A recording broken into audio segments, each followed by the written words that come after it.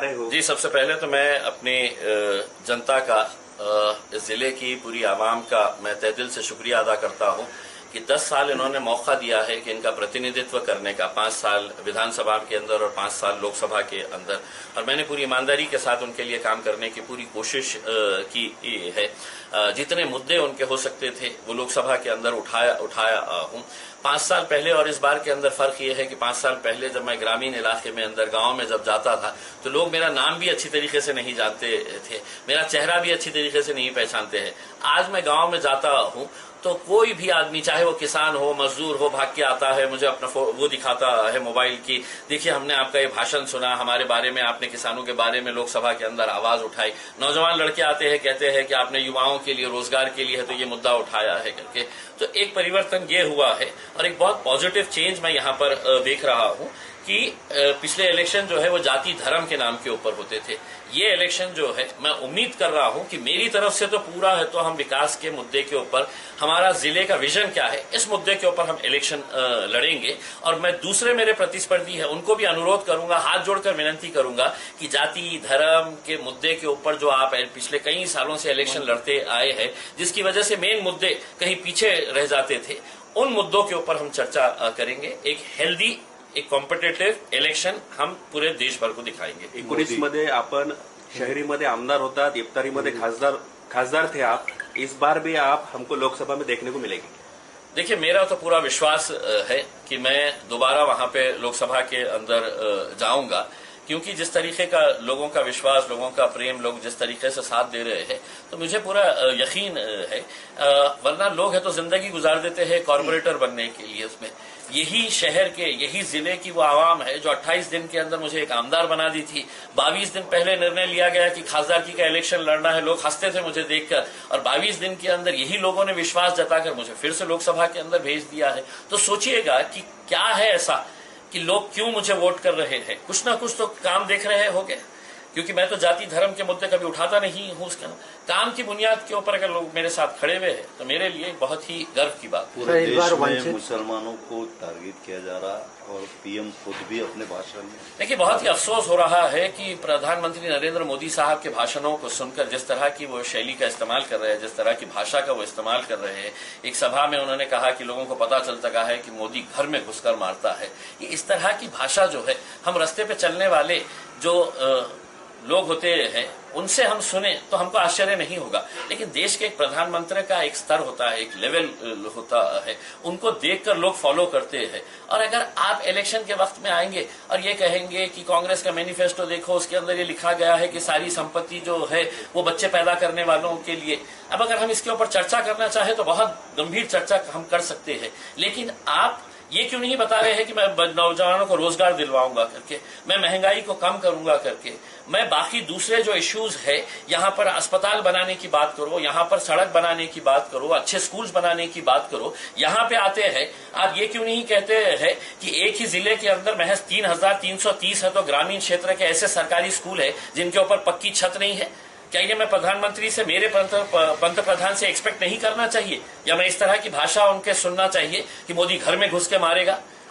आपकी ये भाषा आपको शोभती नहीं है साहब। आप देश के प्रधानमंत्री हैं, आप भारतीय जनता पार्टी के क्या किसी एक पक्ष के कोई कार्यकर्ता नहीं है, और सड़क चलते कार्यकर्ता नहीं है जो इस तरह की भाषा का आप इस्तेमाल कर रहे हैं। सर, आपके प्रतिस्पर्धी भुमरे साहब का दारू की दुकान है, ऐसा प्रचार चल रहा है। एक तरफ आप दारू नशा मुक्ति का अभियान चलाया है। देखिए, लोग बहुत होशियार है साहब, लोग बहुत होशियार है, और यकीनन उनके जो भी इश्यूज रहेंगे वो सामने आएंगे, और लोगों को तय करना है उन्होंने किसके साथ जाने का है करके, किसके क्या कारोबार है, किसके क्या धंधे है, वो देखकर लोगों ने है तो अपना मन बनाएंगे। मैं ऐसा समझता हूं। इस बार जीत पक्की है सर, परसेंटेज पहले 100% थी, लेकिन इस बार जो है वो 200%। सर, आप हमेशा कह रहे हैं 200%, इतना कॉन्फिडेंस आपको कैसा है? लोगों की आंखों में देखकर समझ में आ जाता है, लोगों के मिलने के अंदाज से समझ में आ जाता है, लोग जिस गर्मजोशी से मिलते हैं इसमें। राजनीति के अंदर सबसे बड़ा आकलन जो है वो इसी बात से किया जा सकता है कि जब आप घर से बाहर निकलते हैं,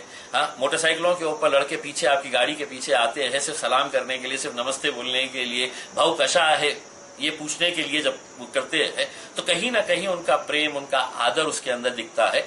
इस विश्वास के ऊपर मुझे विश्वास है कि दोबारा यहां से आपको मैं ही नजर आपका स्लोगन एक फेमस हो रहा है, नेता नहीं बेटा बनना है, क्या है सर ये सोच? देखिए, मैंने कभी भी मतलब नेता के तौर के ऊपर काम नहीं किया है। जो भी लोग परेशान थे, मैं उनको एक बेटे की हैसियत से उनके लिए काम किया हूं, और किसी के लिए मैं बेटा बना हूं, किसी के लिए दोस्त बना हूं, किसी के लिए मैं उनका एक गार्डियन बन के मैंने काम किया है। तो लोगों के अंदर एक अपनायत आई है कि यार नेता तो ऐसा होता है। उनकी सोच ऐसी थी कि नेता मतलब नेता के पास पहुंचना। मैं हर रोज जनता दरबार भराता हूं, हर रोज सौों से लोग मेरे पास आते हैं। हाँ, किसी का छोटा से छोटा इश्यू हो या बड़े से बड़ा इश्यू हो, उनकी एक ये खुशी होती है कि चलो मैं मेरे खासदार के पास जाकर बैठा तो सही करके। उसमें कुछ लोगों की नाराजगी है, उसके साथ नाराजगी हर राजनीतिक पार्टी के अंदर रहती है, कोई बहुत बड़ी बात नहीं है उसमें। नाराजगी ये हो सकती है कि साहब मैंने आपकी जागीर, आपकी प्रॉपर्टी लूट लिया हूं, आपको बहुत बड़ा धोखा दे दिया हूं। छोटे छोटे इश्यूज राजनीतिक पार्टी के अंदर रहते हैं इसमें, और ये एक लोकतंत्र का एक बहुत खूबसूरत सा ये है। सभी लोग साथ में है, साथ में रहेंगे और पूरी ताकत के साथ हम इलेक्शन लड़ेंगे। मौता में गए, कब्रस्तान गए, उनको कहा जा रहा है कि अब 5 साल फातिहा दुरूद करते रहो। लेकिन मुझे पता नहीं है क्या कर रहे हैं करके उसमें बहुत ज्यादा जो निगेटिव। एक बात मैं आपको ये बता दूं कि इस बार और पिछले बार के अंदर फर्क ये है कि इस बार कई सारे लोगों को, कई सारी राजनीतिक पार्टियां जो है वो स्पॉन्सर करके मेरे खिलाफ खड़े करने की साजिश रच रही है, क्योंकि उनकी सबकी मंशा ये है कि मेरे वोट कैसे काटे जाए करके। और जब आप फाइनल लिस्ट देखेंगे उसमें तो ऐसे ऐसे लोग नजर आएंगे कि जिनके घर की माली हालत ऐसी नहीं है कि वो 25,000 डिपॉजिट के कहां से लेकर आएंगे। तो सवाल ये पैदा होता है कि आखिर ये पैसा कहां से आ रहा है, कौन दे रहा है इन्हें, ऐसे लोगों को कि जिनके घर वाले भी उन्हें वोट नहीं करेंगे, लेकिन उसके बावजूद भी अगर वो खड़े हो रहे हैं। तो इसके पीछे की मंशा लोगों को समझने की जरूरत है। पूरी कोशिश यही हो रही है कि इम्तियाज जलील को यहां से कैसे हराया जाए, और सिर्फ विरोधी पक्ष नहीं, हमारी ही खेमों में अंदर कई लोग होते हैं जो इस तरह के हथकंडे अपनाते रहते हैं। समाज के लोग आपके साथ है सब। आप रैली के अंदर देख लीजिएगा, उसमें आप देखिएगा कि कितने समाज के लोग। कल मराठा समाज का एक बड़ा संगठन ने तो एक पत्र जारी किया कि आपका काम देखकर, मैंने उनसे ना मांगते हुए उन्होंने पत्र इश्यू किया है कि हम अनकंडीशनल सपोर्ट जो है वो आपको हम घोषित करते हैं करके। तो ये कभी हमने सोचा नहीं था। आज कितने सारे बंजारे समाज के लोग आज अलग अलग तालुका से सिर्फ रैली के अंदर शामिल होने के लिए आ रहे हैं। धनगर समाज के हमारे भाई लोग शामिल होने के लिए आ रहे हैं, महिला आ रही है। तो क्यों आ रही है? इतनी धूप के अंदर उनके आने की वजह क्या है? वो ये कह रहे हैं कि 5 साल तुमने हमारा साथ दिया है, अब 1 महीना हम आपके साथ रहेंगे और आपको जिता कर लेकर आएंगे। आखिरी सवाल सर, फिर से खासदार बनते हैं तो पहले 2 कौन से मुद्दे आपके लिए जरूरी है? देखिए, सबसे अहम जो मुद्दा है शहर का, वो पानी का मुद्दा है। और उस पानी के मुद्दे को मैं चाहूंगा कि सभी राजनीतिक पक्षों ने अपने राजनीतिक मतभेद भूल कर सिर्फ मोटे मोटे गप्पे मारने की बजाय हम सब साथ में मिलकर बैठे और ये स्कीम को हम कैसे जल्द से जल्द कंप्लीट कर सके, इसके लिए हमें सबको कोशिश करने की जरूरत है। वो एक प्राथमिकता रहेगी।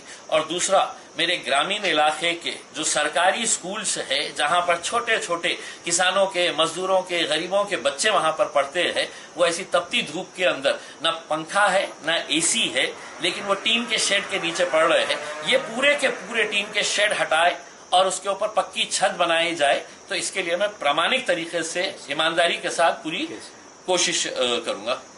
सर, स्कूल का आपने बताया, जैसे कि आपके स्कूल का जो था, अकबर साहब ने जो उद्घाटन करे, तो सोशल मीडिया पर उसके वीडियो चल रहे हैं। ठीक है, चल रहे हैं। अकबर साहब के अगर स्कूल्स आप देखेंगे, हैदराबाद के अंदर 8 स्कूल्स है। हमने उनको विनती किए थे, यहाँ पर आने के बाद हमने लैंड ले लिए है। लैंड लेने के बाद उसके अंदर है तो लैंड के इश्यूज निकल के आए बाद में उसमें, वरना अगर वो इश्यूज नहीं निकलते तो आज हमारी वहां पे बिल्डिंग तैयार हो जाती है। अगर आपकी नजर के अंदर कोई जमीन अगर होंगी तो आप बता दीजिएगा, हम वो जमीन लेके तो इमीडिएट काम करना शुरू करवा लेंगे उसमें। Okay, thank you sir.